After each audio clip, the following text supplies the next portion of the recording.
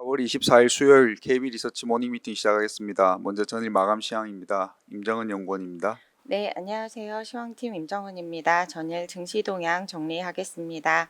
어제 국내 증시는 상승 출발 후 외국인 현선물 매도세에 하락 전환했습니다. 개인은 전기전자 업종의 순매수를 확대했습니다. 이란과 이스라엘이 전면전을 피하려는 모습이 확인되면서 확전 경계감은 낮아졌으나 국내는 뚜렷한 상승 모멘텀과 주도주 부재로 장 후반 매물이 출회되면서 하락세로 전환했습니다. 반도체주가 여전히 지지부진한 흐름을 보이면서 보합권에서 등락을 거듭했고 저 PBR주는 밸류업 기대감 속에 상승세가 연장되었으나 지난 월요일 급등 부담의 상승 탄력은 둔화됐습니다. 미중 무역 분쟁에 따른 반사수의 전망과 함께 70조 원 규모의 캐나다 잠수함 수주 가능성이 보도되면서 HD 현대중공업 그리고 하나오션을 비롯한 조선주가 강세를 보였습니다. 중동 지역 긴장 완화에 니케이 지수와 항생 지수가 상승한 반면 상해 지수는 미중 갈등 우려와 경기 부양 기대 약화에 약세 흐름이 연장되는 등 아시아 증시는 혼조세를 나타냈습니다. 다음은 해외 증시입니다. 미국 증시는 제조업 둔화 소식에 되살아난 금리 인하 기대감과 기업 실적 호조에 힘입어 상승 흐름이 연장됐습니다. 기술주도 강세를 지속했습니다. S&P 글로벌이 발표한 4월 제조업 PMI 예비치는 49.9로 전월 및 예상치를 하회했고 4개월 만에 재차 수축 국면으로 전환했습니다. 기업들의 실적 발표도 이어졌는데 스포티파이는 예상치를 뛰어넘는 1분기 후실적에 11%대 급등했고 제너럴모터스와 UPS도 실적 호조에 각각 4%대, 2%대 상승했습니다. 테슬라는 4년 만에 분기 매출 감소 등 어닝 쇼크에도 저가형 전기차 모델 2 출시 가속화를 발표하면서 시간 외에서 10%대 급등했습니다. 중국 증시는 토니 블링컨 국무장관의 방중을 앞두고 미중 갈등 우려에 약세를 보였고 유럽 증시는 기업 실적 호조에 상승 마감했습니다. 미국 10년물 국채 수익률은 GDP와 PCE 발표를 앞두고 소폭 상승했고 2년물 입찰에서는 견조한 수요가 확인됐습니다. 달러는 제조업 PMI에서 약 4년 만에 처음으로 고용 위축 신호가 확인되면서 하락했고 유가는 이란산 원유 제재에 대한 우려에 1%대 상승했습니다. 관전 포인트입니다. 제조업 부진에 따른 미성장 둔화 조짐이 약해졌던 인하 기대를 회복시키면서 증시 상승을 견인했습니다. 또한 실적 기대감을 반영하면서 기술주는 랠리를 재개했고 오랜만에 테슬라 반등도 긍정적으로 국내에서도 반도체와 2차 전지의 양호한 출발이 기대됩니다.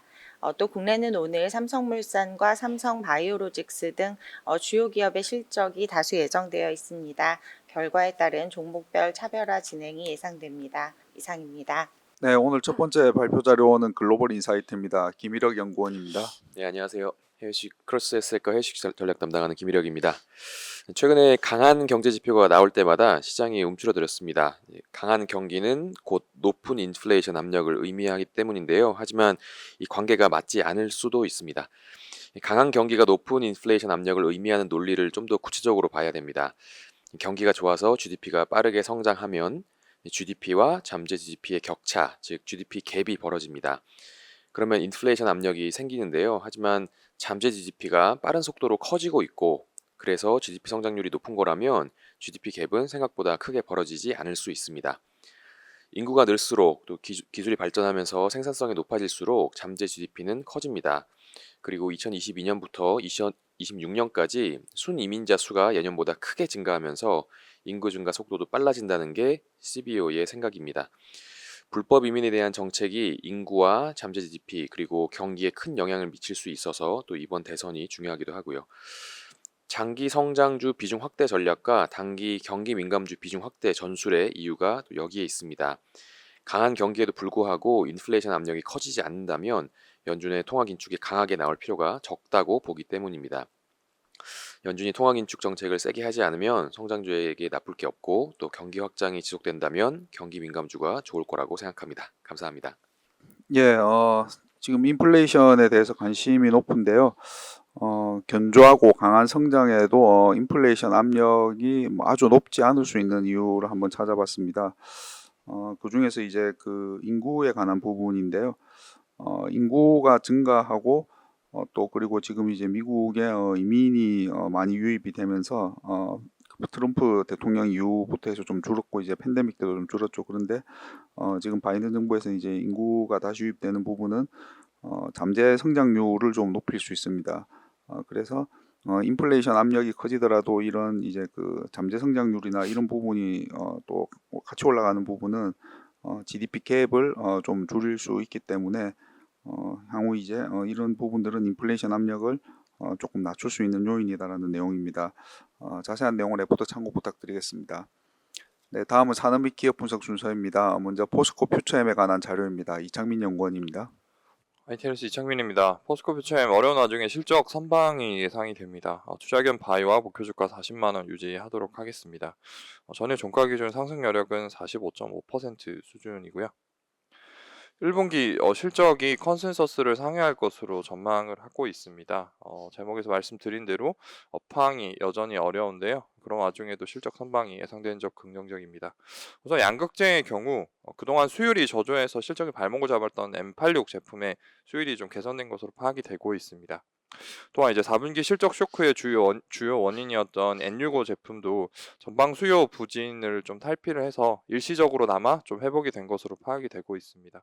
이런 부분을 고려했을 때 전분기, 4분기 대비해서 20% 수준의 판매량 증가를 예상하고 있습니다. 다만 이런 Q 측면에서는 긍정적인 부분이 있지만 P 측면에서는 리튬 가격 하락 영향을 이제 레깅되어 반영을 해서 ASP도 Q 증가량을 비슷하게 20% 급감할 것으로 추정을 하고 있어서 이제 전체적인 매출은 전분기랑 유사한 수준으로 좀 전망을 하고 있습니다.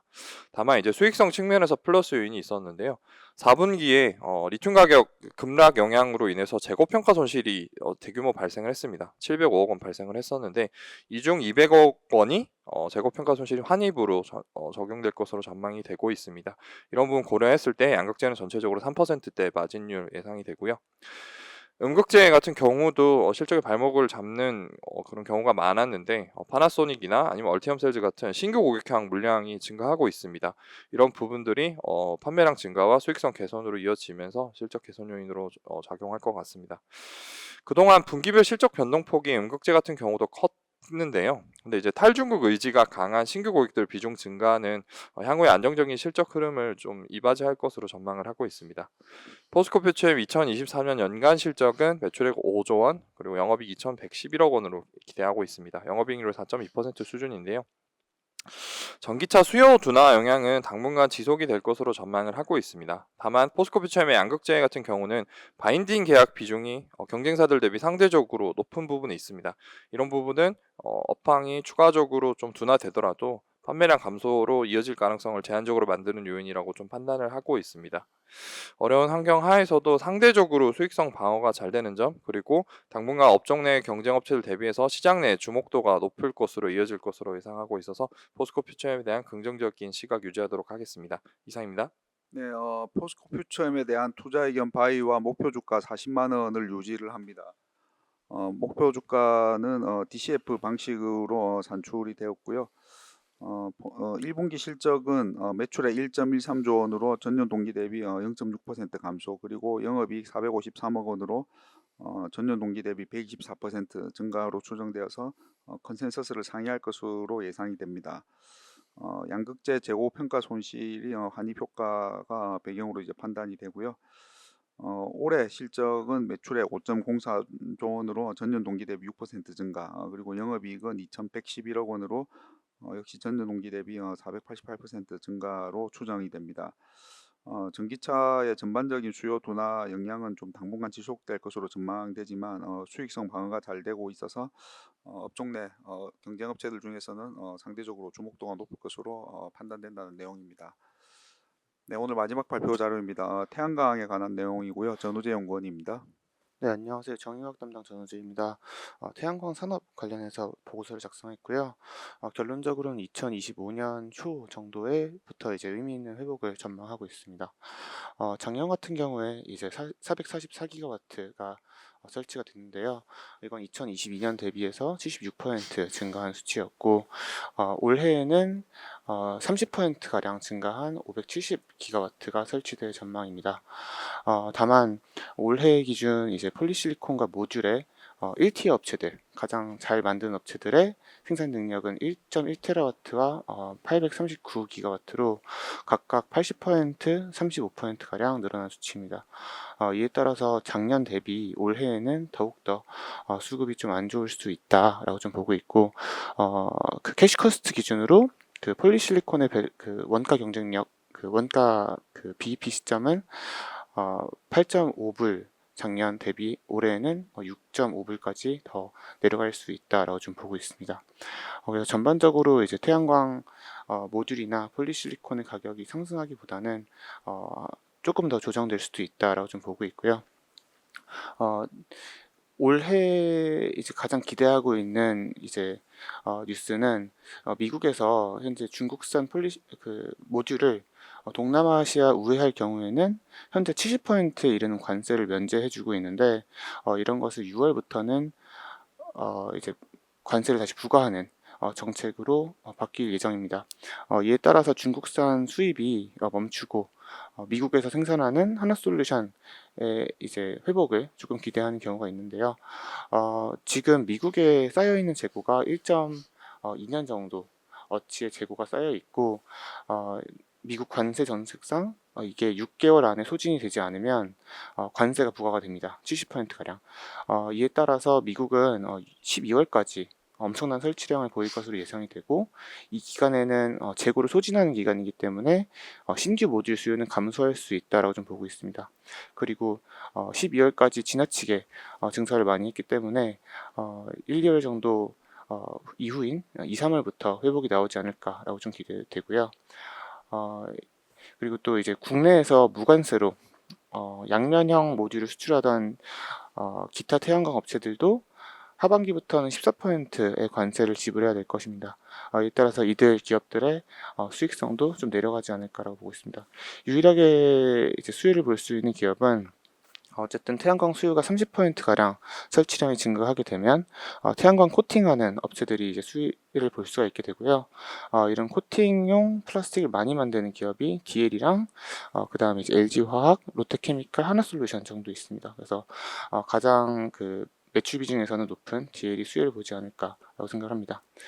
태양광 회복 시점은 아까 말씀드린 그 미국 태양광 모듈 재고 조정이 끝나는 2025년 초부터일 것으로 좀 보고 있고요.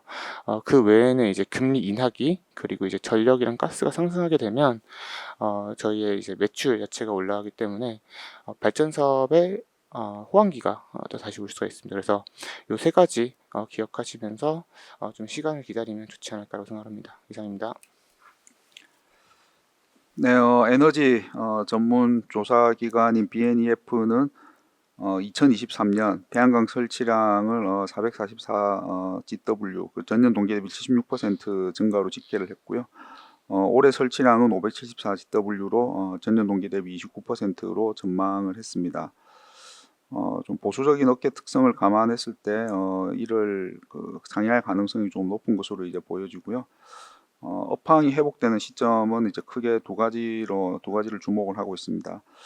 첫 번째는 이제 미국의 태양광 모듈 재고 조정 후로 보고 있고요. 이는 올해 말부터로 좀 예상을 하고 있습니다. 두 번째는 금리 인하와 그리고 전력과 가스 사용이 이제 상승하는 이제 기간인데요. 이런 부분들을 조합해서 하나솔루션 등의 주가에 좀 주목을 하자라는 내용입니다. 자세한 내용 레포트 참고 부탁드리겠습니다. 네, 이상으로 4월 24일 수요일 KB 리서치 모닝 미팅 마치도록 하겠습니다. 감사합니다.